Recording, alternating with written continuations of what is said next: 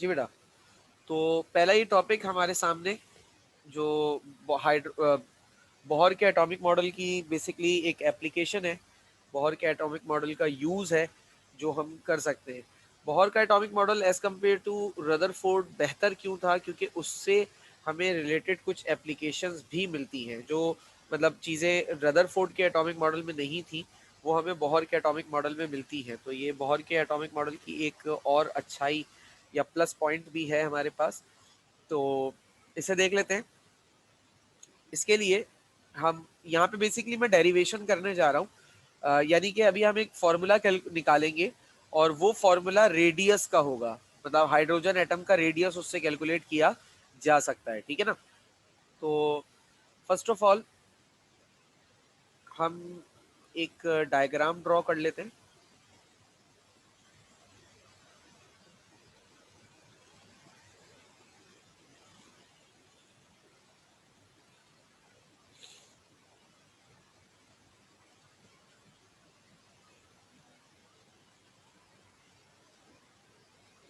ठीक है भाई, तो ये हमारे पास सेंटर में एक मैंने जो डायग्राम ड्रॉ की है ये इंडिकेट कर रहा है पॉजिटिवली चार्ज न्यूक्लियस को।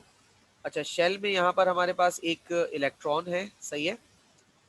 और न्यूक्लियस के ऊपर जो चार्ज है वो मैंने Ze से इसको पुकारा है। ठीक है, अब मैं पहले तो कुछ लफाजियां कर लूं, क्योंकि आपको पता है जब भी हम कोई डेरिवेशन करते हैं तो पहले कुछ कंसिडरेशन करनी पड़ती है।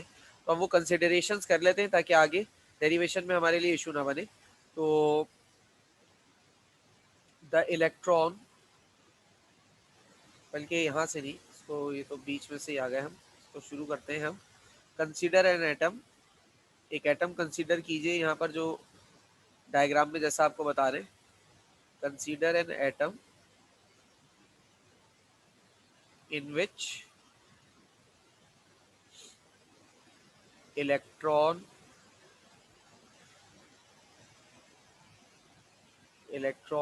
हैविंग मास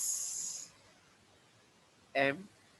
एक एटम कंसीडर कीजिए जिसमें इलेक्ट्रॉन का मास m है एंड चार्ज, इलेक्ट्रॉन का मास बता रहे हैं और ये चार्ज बता रहे हैं किसका? इलेक्ट्रॉन का, जो कि हमने यहाँ पे लिया है E। ठीक है ना? ये इलेक्ट्रॉन का चार्ज है। इज रिवॉल्विंग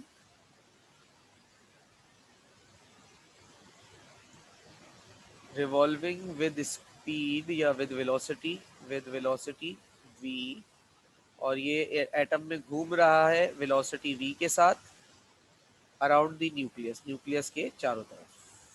ठीक है, ये न्यूक्लियस के चारों तरफ घूम रहा है। अच्छा, न्यूक्लियस का जो चार्ज है वो यहाँ ब्रैकेट में लिख रहा हूँ, हैविंग चार्ज Ze पॉजिटिव। ये हमारे पास न्यूक्लियस का चार्ज है। ठीक है ना? इन एन ऑर्बिट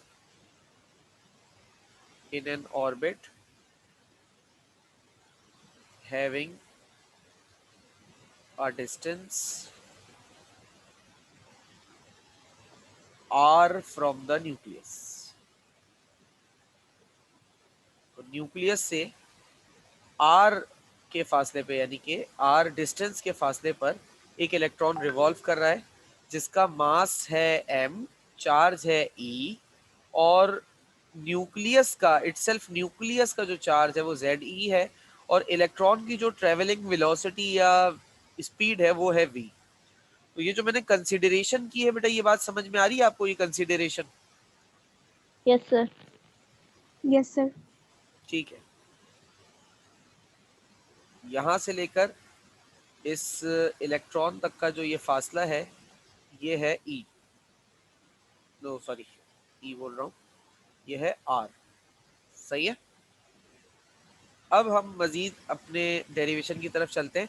इन लफाजियों में कोई प्रॉब्लम तो नहीं है बेटा? क्योंकि इन लफाजियों में प्रॉब्लम होगी तो आगे आपको मसाइल मिलेंगे।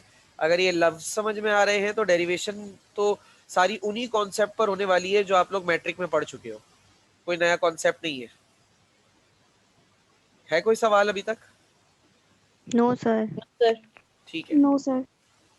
अच्छा, अब अकॉर्डिंग टू कूलम्स लॉ तुम लोगों ने पढ़ा होगा मैट्रिक में, शायद चैप्टर 16 में।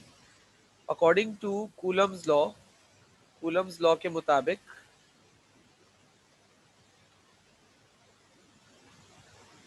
क्या होता है कूलम्स लॉ? स्टेटमेंट याद है? द फोर्स ऑफ अट्रैक्शन क्या कहता है? Between two charges the force of attraction between two charges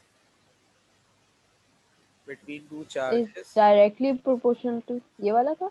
बिल्कुल between two charges is given bye, very good, तुमने याद है, यही काफी है। अच्छा, उसका फॉर्मूला था force of attraction is directly proportional to is equal to Q1 Q2 upon R square, यही था। Yes sir. Yes sir. F is equal to Q1 Q2 upon R square, यानी दो चार्जेस Q1 Q2 और उसके product के ऊपर directly proportional होती है फोर्स ऑफ अट्रैक्शन, और इनवर्सली प्रोपोर्शनल होती है उनके डिस्टेंस के स्क्वायर के, ठीक है ना। तो फिर यहाँ पर इन केस ऑफ इलेक्ट्रॉन के केस में, इन case of electron and proton, electron और प्रोटॉन के केस में, Excuse me sir. जी बेटे, सर ये जो फॉर्मूला है इसमें के भी तो आता था, क्योंकि हम लोग प्रोपोर्शनल का साइन हटाते थे के आता था ना, जी बेटा, कांस्टेंट, आता था, बिल्कुल आता था तो बेटा। वो नहीं असल लगा में रहे। के की वैल्यू इसलिए नहीं लिखी है मैंने, के इज अ कांस्टेंट, तुम खुद कह रही हो सर के की वैल्यू आती थी, तो के इज अ कांस्टेंट, तो कांस्टेंट की वैल्यू यस में सर। लिखता तो कोई फायदा नहीं होता, बिकॉज अभी मैं यहाँ पर करना चाह रहा हूँ एक डेरिवेशन, ठीक है ना। अच्छा डेरिवेशन, तो सही। डेरिवेशन में हम ओके सर। वेरिएबल्स को कंसीडर करते हुए चल रहे हैं, कांस्टेंट की वैल्यू तो मैं आखिर में भी पुट करूंगा तो मेरे पास आंसर अल्टीमेटली वही आना है, सही। सही ओके है सर। ना। Okay, yes sir. तो in case of electron and proton the Coulomb's law is given by, जो अगर इलेक्ट्रॉन और प्रोटॉन के केस में बात करें, यानी कूलम्स लॉ को मैं इलेक्ट्रॉन प्रोटॉन पर अप्लाई करूं, तो फोर्स जो है वो डायरेक्टली प्रोपोर्शनल हो जाएगा ZE multiply by E upon R square के, क्योंकि यहाँ पर एक चार्ज जो है वो न्यूक्लियस है प्रोटॉन, जिसको हमने ZE से जिसका चार्ज हमने बोला है ZE, और एक जो है वो चार्ज है E, यानी कि इलेक्ट्रॉन के चार्ज को हमने E बोला है और प्रोटॉन के चार्ज को हमने ZE बोला है। इज दैट क्लियर बेटा? Yes sir. ठीक है। अच्छा, अब यहाँ पर एक पॉइंट लिख रहा हूं, उसका ऑपोजिट पॉइंट यहाँ पर मैं लेकर आऊंगा, ठीक है ना। यहाँ पर मैं सिर्फ एक इंडिकेशन आपके सामने दे रहा हूं, it is the centripetal force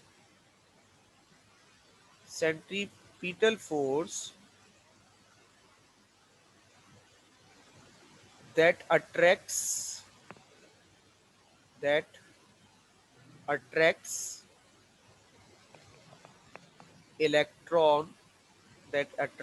electron towards center। ये सेंट्रीपिटल फोर्स होती है जो इलेक्ट्रॉन को सेंटर की तरफ अट्रैक्ट करके रखती है।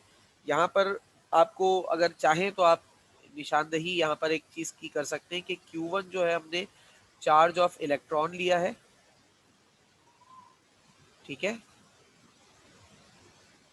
और चार्ज ऑफ, तो पूरा लिख लेते हैं, चार्ज ऑफ इलेक्ट्रॉन लिया है जो कि E है, और Q2 जो है हमने वो चार्ज ऑफ प्रोटॉन लिया है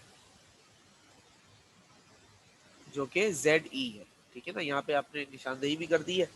तो ये वाली बात समझ में आई कि सेंट्रीपिटल फोर्स है वजह जो इलेक्ट्रॉन को सेंटर की तरफ डायरेक्ट कर रही है, क्योंकि आप लोगों ने चैप्टर 7 मैट्रिक में पढ़ा होगा कि जब किसी बॉडी को हम सर्कल में घुमाते हैं तो उस पर दो फोर्सेस होती है, एक सेंट्रीपिटल फोर्स होती है, एक सेंट्रीफ्यूगल फोर्स होती है। सेंट्रीपिटल फोर्स बॉडी को सर्कल के अंदर रखती है और सेंट्रीफ्यूगल फोर्स बॉडी को सर्कल से बाहर ले जाना चाहती है। याद है वो वाली बात? Yes sir. Yes, sir. ठीक है, तो ये मैंने बस सिर्फ निशानदेही की है कि सेंट्रीपिटल फोर्स की वजह से इलेक्ट्रॉन जो है वो सर्कल के अंदर है। ये जो मैंने जुमला लिखा है ये मैंने सिर्फ इसी बात के लिए लिखा है। अब हम आगे चल रहे हैं। According to physics laws, according to physics, physics के हिसाब से, फिजिक्स के हिसाब से जो सेंट्रीफ्यूगल फोर्स होती है, centrifugal force on the electron, जो सेंट्रीफ्यूगल फोर्स होगी इलेक्ट्रॉन पर, वो किसके बराबर होगी? वो बराबर होगी बेटा mv² अपॉन r के। सेंट्रीपिटल और सेंट्रीफ्यूगल फोर्स का फॉर्मूला एक जैसा ही था, याद रखना, ठीक है ना? तो mv² अपॉन r। अच्छा, अब एक बात है, सिंस दी सर ये आप सेंट्रीपिटल की बात कर रहे हैं कि सेंट्रीफ्यूगल? देखो, सेंट्रीपिटल से तो मैंने सिर्फ इतना कहा है कि सेंट्रीपिटल की वजह से इलेक्ट्रॉन सर्कल की तरफ डायरेक्टेड होता है, और सेंट्रीफ्यूगल वो फोर्स होती है जो इसे बाहर ले जाना चाहती है। मैंने दोनों बातें कही हैं, लेकिन दोनों बातों को अलग अलग जुमरे में बताया है, ठीक है? ओके। तो अब ये वाला जुमला बड़ा इंपॉर्टेंट होगा। Since the electron is revolving in a circular path, क्योंकि इलेक्ट्रॉन एक सर्कुलर पाथ पे रिवॉल्व कर रहा है, यानी सर्कल में है, तो इसका क्या मतलब हुआ? इसका ये मतलब हुआ the centripetal and centrifugal forces are equal. इसका ये मतलब हुआ कि सेंट्रीपिटल और सेंट्रीफ्यूगल फोर्सेस इक्वल हैं। भाई सिंपल सी बात है, अगर सेंट्रीपिटल फोर्स ज्यादा हो जाती है तो कोई बॉडी बजाय सर्कल में घूमने के जो उसका सेंटर पॉइंट होता है उसी पे गिर सकती है। न्यूक्लियस पे इलेक्ट्रॉन कभी नहीं गिर रहा, ठीक है? अच्छा, अगर सेंट्रीफ्यूगल फोर्स ज्यादा हो जाए तो बॉडी सर्कल से बाहर निकल जाएगी, कहीं दूर जाके पिकाएगी। इलेक्ट्रॉन एटम में से कहीं बाहर निकल के दूर भी नहीं जा रहा। तो इसका क्या मतलब हो रहा है कि एटम पर जो सेंट्रीपिटल फोर्स है वो बराबर है सेंट्रीफ्यूगल फोर्स के। बात समझ में आ रही है मेरी ये वाली? Yes sir. Yes sir. अच्छा, ठीक है, अगर ये बात समझ गए तो ये फॉर्मूला है सेंट्रीपिटल फोर्स का जो हमने अभी कैलकुलेट की, और ये फॉर्मूला है सेंट्रीफ्यूगल फोर्स का। तो उस हिसाब से मैं इनको अलग अलग नाम नंबर दे देता हूं ताकि आसानी रहे। इक्वेशन 1 कह लो इसको, इक्वेशन 2 कह लो इसको। सो अब क्या कर रहे हैं? कंपेयरिंग कर रहे हैं। इस स्टेटमेंट की बुनियाद पे हम कंपेयर कर रहे हैं, comparing equation 1 and equation 2। Equation 1 और 2 को इस जुमले के बुनियाद पर अगर कंपेयर करें तो फॉर्मूला क्या आएगा? mv² upon r is equal to z e² upon r square. E square क्यों हो गया? देखो, ई मल्टीप्लाई बाय ई क्या हो जाएगा? ई स्क्वायर हो जाएगा, ठीक है ना? E multiply by E, E square हो जाएगा। अब अगर मैं इसको थोड़ा सा सिंप्लीफाई करूं तो यहां से स्क्वायर से ये आर कैंसिल हो जाएगा, ठीक है? अब मैं इस आर को उधर भेजूं और इस एम वी को इधर ले आऊं तो फॉर्मूला क्या बनेगा? ZE² upon mv²। तो रेडियस का फॉर्मूला आ गया बेटा, रेडियस का फॉर्मूला आ गया, ये आ गया रेडियस का फॉर्मूला। सही है बेटा? जी सर। अच्छा जी, आगे चलते हैं। अभी बात खत्म नहीं हुई है, याद रखना। क्यों? क्योंकि इस फॉर्मूला में एक प्रॉब्लम है। प्रॉब्लम क्या है कि आप इसी चैप्टर के अभी थोड़ा सा आगे चलोगे तो एक टॉपिक पढ़ाऊंगा आपको, हेजनबर्ग्स अनसर्टेनिटी प्रिंसिपल। वो प्रिंसिपल ये कहता है कि इलेक्ट्रॉन की पोजीशन और इलेक्ट्रॉन का मोमेंटम एक साथ मालूम नहीं कर सकते। अच्छा, पोजीशन का मतलब है वेलोसिटी। अगर देखो, किसी बॉडी की हमें वेलोसिटी की इंफॉर्मेशन है तो हम उसकी पोजीशन का जजमेंट भी कर सकते हैं। फॉर एग्जाम्पल, अभी आप घर में बैठे हुए हैं, आप रेस्ट में हैं, तो मैं आपकी पोजीशन को जज कर सकता हूं। लेकिन अगर आप मूव करना शुरू हो जाएं और मुझे आपकी स्पीड के बारे में ना पता हो, तो भी मैं आपकी पोजीशन को जज नहीं कर सकता। यानी पोजीशन जज करने के लिए वेलोसिटी का पता होना जरूरी है। तो अगर हेजनबर्ग ने कहा कि इलेक्ट्रॉन का मोमेंटम और इलेक्ट्रॉन की पोजीशन हम मालूम नहीं कर सकते, तो बेसिकली हेजनबर्ग ये कहना चाह रहा है कि इलेक्ट्रॉन की वेलोसिटी हम मालूम नहीं कर सकते। ये बात समझ में आ रही है?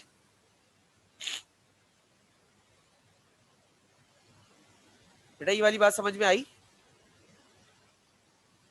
नो सर, नहीं मेरे नहीं है। सर, देखो इसमें मैं सिर्फ इतना कह रहा हूं, सारी बातों को भूल जाओ। अभी जो ये फॉर्मूला हमारे सामने आया, R is equal to Z E square upon M V square, इस फॉर्मूला में एक कॉम्प्लिकेशन है और वो है वेलोसिटी। मतलब वेलोसिटी जो यहाँ मौजूद है ना, ये कॉम्प्लिकेशन है। मतलब वेलोसिटी इलेक्ट्रॉन की आप नहीं मालूम कर सकते, मैं ये कहना चाह रहा हूँ। इलेक्ट्रॉन की वेलोसिटी आप मालूम नहीं कर सकते। तो जब आप इलेक्ट्रॉन की वेलोसिटी मालूम नहीं कर सकते बेटा, तो आप वेलोसिटी की वैल्यू पुट करके रेडियस कैसे निकालोगे? तो इसका तो सर मालूम क्यों नहीं कर सकते? बेटा इलेक्ट्रॉन यस की सर। स्पीड बहुत तेज होती है। इलेक्ट्रॉन कोई एक ऐसा ऑब्जेक्ट थोड़ी है जो हमें आंखों से नजर आ रहा है। अगर कोई चीज हमें आंखों से नजर आ रही है तो हम कोई डिवाइस, कोई इंस्ट्रूमेंट कंस्ट्रक्ट करके उसकी वेलोसिटी को मालूम करें। मॉडर्न डेज में इलेक्ट्रॉन की स्पीड मालूम हो चुकी है, लेकिन आज से 100 साल पहले के हिसाब से सोचो ना।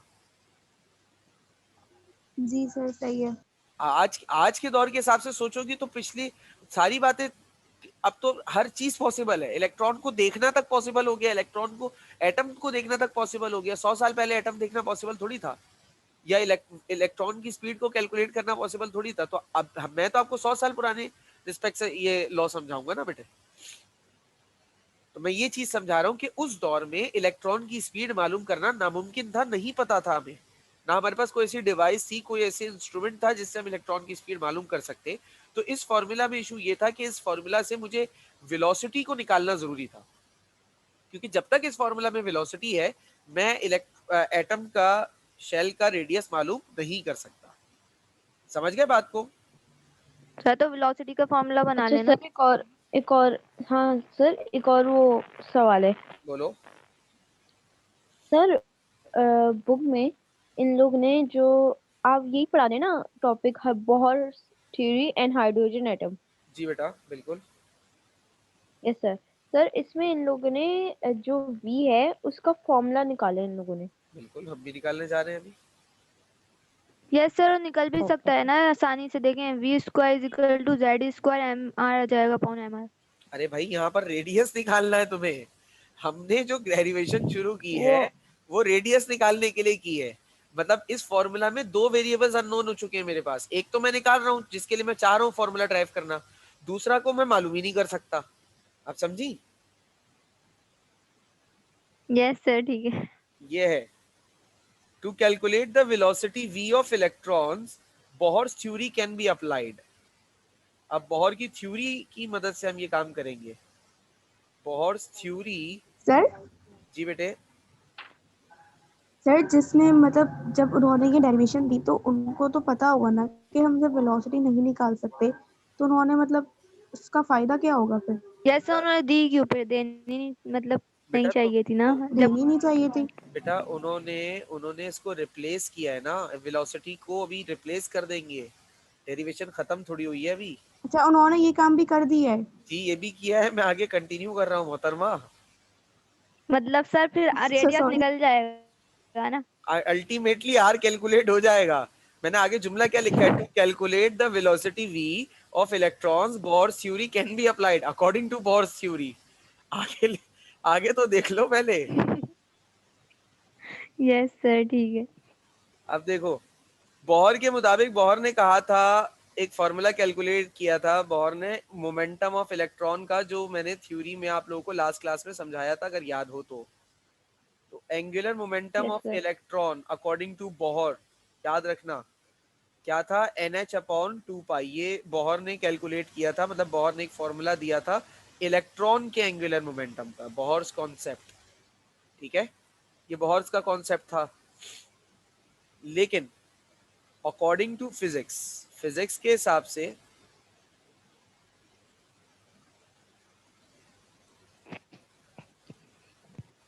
फिजिक्स के हिसाब से एंगुलर मोमेंटम किसी भी सर्कुलर मूवमेंट में घूमती हुई बॉडी जो है, एंगुलर मोमेंटम उसका, किसी भी बॉडी का जो सर्कुलर मोशन में घूम रही हो, एफ ऑफ एनी सब्सटेंस, किसी भी पार्टिकल का जो एंगुलर मोमेंटम होता है जो सर्कुलर पाथ पे घूम रही हो, वो क्या होता है फिजिक्स के हिसाब से MVR। MVR। ये Yes, फिजिक्स का sir. कॉन्सेप्ट है, ठीक है ना, ये फिजिक्स का कॉन्सेप्ट आ गया। अच्छा, अब फिजिक्स का कॉन्सेप्ट और बोहर के कॉन्सेप्ट दोनों को मिला लो, क्योंकि यहाँ पर एंगुलर मोमेंटम, दोनों बात एंगुलर मोमेंटम की हो रही, तो दोनों फॉर्मूला का मतलब एक ही है, तो हम इन दोनों को मिला लेते हैं। MVR is equal to NH upon 2 pi. किसी भी पार्टिकल का जो फॉर्मूला होगा एंगुलर मोमेंटम का फिजिक्स के हिसाब से वो MVR होगा, बोहर के हिसाब से एंगुलर मोमेंटम इलेक्ट्रॉन का NH अपॉन 2 पाई होता है। तो दोनों ही सूरतों में एंगुलर मोमेंटम इलेक्ट्रॉन की बात हो रही है। Is that clear? Yes, sir. Yes sir. अब यहां से मैं जरा अगर ये MV की वैल्यू निकालूं, V की वैल्यू निकालूं, तो फॉर्मूला क्या हो जाएगा, NH अपॉन 2 पाई और MR। सही है, ये V की वैल्यू आ गई। Yes sir.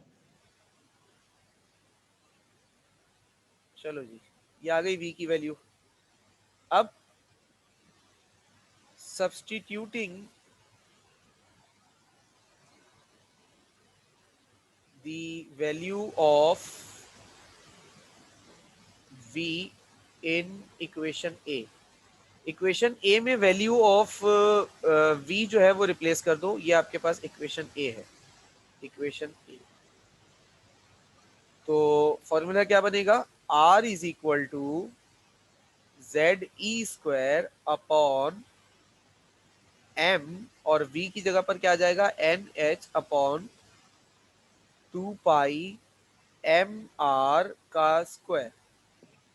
अब R क्या आ गया, R की वैल्यू, अब थोड़ा सा इसको एक्सपेंड करो, ZE² अपॉन M, अब यहाँ पे क्या आ गया, N² H², स्क्वायर खोल रहा हूँ, 2 का 4 स्क्वायर pi. 4 हो गया, पाई का स्क्वायर और M का स्क्वायर और R का स्क्वायर, ये स्क्वायर से ये M कैंसिल हो जाएगा। ठीक है, ये बात समझ में आ गई? Yes, sir. अच्छा जी, अब यहाँ पर क्या बचा हमारे पास, R is equal to ZE² upon N² H² upon 4 pi square MR²। ठीक है, ये बचा है, इसको मैं एडजस्ट करके, ठीक है, एडजस्ट करके लिखता हूं। तो मैथमेटिकल एडजस्टमेंट अगर मैं इसकी करूं, क्या हो जाएगा, ये R is equal to ZE²,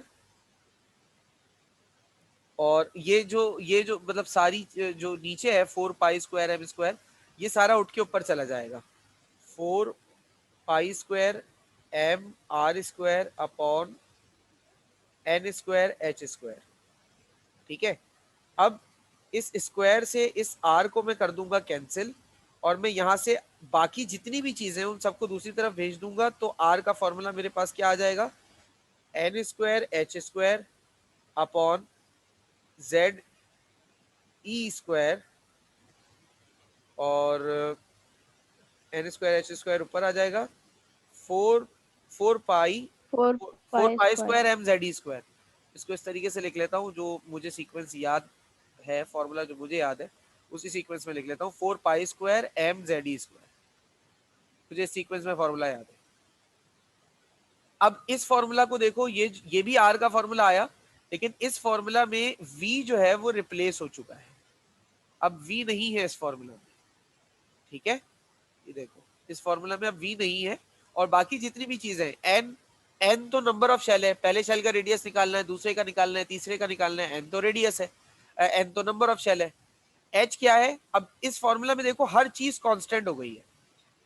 h क्या है, प्लैंक्स कांस्टेंट, और कांस्टेंट की वैल्यू आपके लिए कोई मुश्किल बात तो नहीं है, और इलेक्ट्रॉन का मास उस वक्त पता था, मेलिगन एक्सपेरिमेंट से इलेक्ट्रॉन का मास पता चल चुका था, जो कि हमें पता है 9.11 एक्सपोनेंट माइनस 28 ग्राम्स। इलेक्ट्रॉन का मास भी आ गया।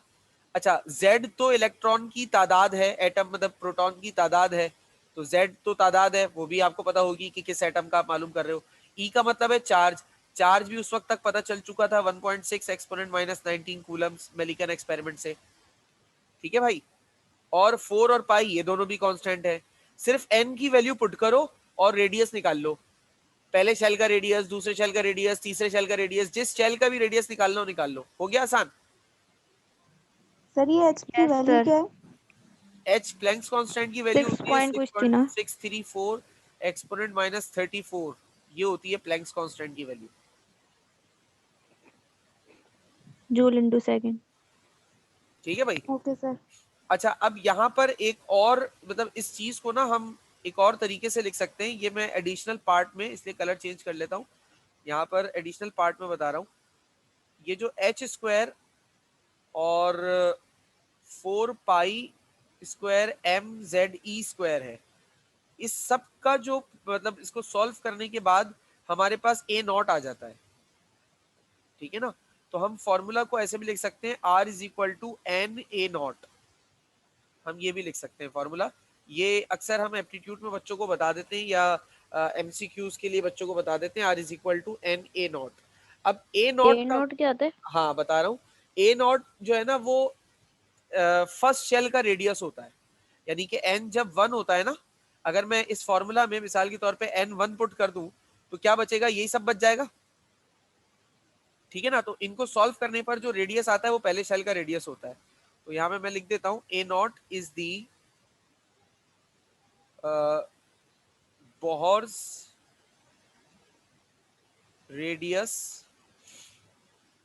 Of first shell of hydrogen atom, hydrogen atom के फर्स्ट शेल का ये रेडियस है ए नॉट, इसकी वैल्यू भी हमारे पास सर है, इसका जी sir. its value is 0.529 angstrom units, यानी कि ये शॉर्ट में सॉल्व करने के लिए है। जैसे आपसे अगर मैं बोलूं कि हाइड्रोजन एटम के तीसरे उसका शेल का रेडियस बताओ, तो आपने कुछ नहीं करना, 3 को मल्टीप्लाई करना है इस वैल्यू के साथ, 0.529 एंगस्ट्रॉम यूनिट से मल्टीप्लाई करोगे आंसर आ जाएगा रेडियस, सिंपल। अच्छा, एंगस्ट्रॉम यूनिट्स क्या अच्छा होता है, सर। ये एंगस्ट्रॉम यूनिट्स बता दूं, 1 मिनट दीजिएगा बस, आखिरी बात। सर तो फिर हमने इतना लंबा क्यों कराई कि हम तो इसी से कर सकते थे, तो कोई बेटा से भी शैल का। तो ये सारी डेरिवेशन करने के बाद ही तो ये फॉर्मूला मिला ना, या वो रात में सोए सुबह उठे तो उनको ये फॉर्मूला मिल गया, ऐसा थोड़ी हुआ होगा बेटे। सर तो मतलब अगर न्यूमेरिकल्स होंगे तो उसमें ऊपर वाले फॉर्मूले का इस्तेमाल ही ना करें जो आपने नहीं बताया है नहीं नहीं, कांस्टेंट। कुछ जगहों पर ऊपर वाला फॉर्मूला इस्तेमाल करना मजबूरी हो जाता है, नीचे वाला इस्तेमाल नहीं कर सकते। सर क्यों, रेडियस तो मालूम, इससे भी हो जाएगा। इससे भी हो जाएगा, लेकिन कुछ जगह पर वो तुम्हें मना ही कर दे कि आप ये फॉर्मूला यूज ही नहीं कर सकते, वो आपको इन कांस्टेंट्स की वैल्यू बताएगा, वो कांस्टेंट्स की वैल्यू बताएगा इसीलिए कि आप ये फॉर्मूला यूज नहीं करो, आप ये फॉर्मूला यूज करो। जब इस चैप्टर के असाइनमेंट सॉल्व करेंगे ना तो तुम्हें नजर आएंगे ऐसे सवाल। सही है सर जी बेटा। Okay sir. ये n पे स्क्वायर नहीं आएगा? हाँ सॉरी, r ये इक्वल टू हाँ हाँ हाँ हाँ, आएगा आएगा, बिल्कुल आएगा, एन पर स्क्वायर आएगा। और कोई सवाल बेटा? No sir. अच्छा जी, तो इसी के साथ हमारा जो पहला टॉपिक था, radius of hydrogen, radius of orbits of hydrogen atom, ये हमने कर लिया है। अब हम डिफरेंस ऑफ एनर्जीज, वेलोसिटी और वेव नंबर के भी डेरिवेशंस करेंगे, लेकिन वो इंशाल्लाह नेक्स्ट क्लास में करेंगे। तो ये हमारे पास पूरी डेरिवेशन थी अच्छा सर, हमने आज की है। जी बेटा बोलिए। इस फॉर्मूले से हम लोग कैसे हाइड्रोजन एटम के ही निकाल सकते हैं?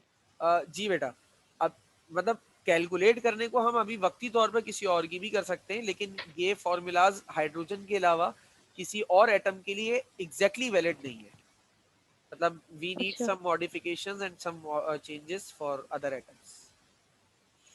अच्छा सर, ये स्क्रीनशॉट हम लें या फिर आप पीडीएफ भेज देंगे? ले लो अगर स्क्रीनशॉट लेना है तो, या पीडीएफ बोलोगे तो, बल्कि सर स्क्रीनशॉट भी वीडियो से ले लेना ना, वीडियोस अपलोड कर दूंगा, वीडियो से देख के बल्कि लिख लेना इसको, ताकि एक प्रैक्टिस हो जाए तुम लोग की, वो ज्यादा बेहतर नहीं होगा? वो तो लिखेंगे तो, लेकिन आप पीडीएफ सेंड कर देगा। हाँ चलो मैं वो भी कर दूंगा, लेकिन आज कॉपी में इसको लिखना वीडियो को देखकर, ताकि ये चीज एक दो बार करने से आ जाएगी, उसके बाद बार बार करने की भी जरूरत नहीं है। ठीक है, ओके सर। चलो बाकी ओके बात सर, इंशाल्लाह फिर नेक्स्ट क्लास में। अल्लाह हाफिज। अल्लाह अल्लाह हाफिज।